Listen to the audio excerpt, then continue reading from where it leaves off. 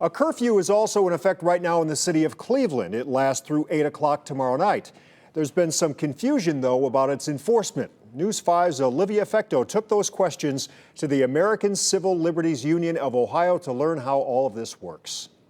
That curfew zone starts here in Ohio City and then stretches all the way across downtown Cleveland. The city of Cleveland sent out a press release clarifying exemptions to that order, including residents of the restricted areas, essential medical personnel, essential city personnel, and credentialed media.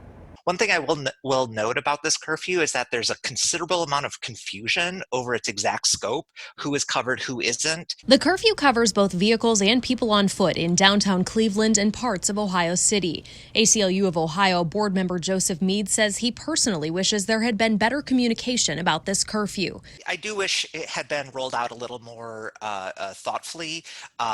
There was messaging that was conflicted last night, the night before. The city says the curfew was instituted in response to rioting and unrest during this weekend's protests. MEAD says a curfew brings up two constitutional issues: freedom of speech. This curfew obviously has the effect of limiting speech, right? People aren't able to protest these days. And freedom of movement. This is the idea that as Americans, we're allowed to move through cities and not be subject to unreasonable restrictions on that. He says in order to justify a curfew like this, the city has to show there's an important reason for it and that the curfew is necessary to fulfill that reason. So typically what happens is if there's a series of documented events of rioting, violence, that sort of thing, then a city can impose reasonable restrictions over a certain area. So what is reasonable? It's a concept that eludes easy definition. Two things taken into account are the geographic scope, or the size of the curfew zone, and how much time it covers.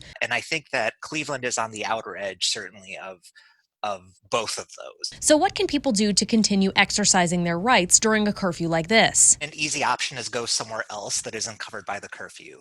Don't lose the passion that drives you to protest, but maybe look for either a different place to express it yourself or wait until the curfew is lifted. The city of Cleveland said Monday it was not doing interviews about the curfews. Instead, it sent out an updated press release to clarify those exemptions to the curfews and also added that traffic restrictions will remain in effect until further notice, closing most freeway exit ramps to downtown.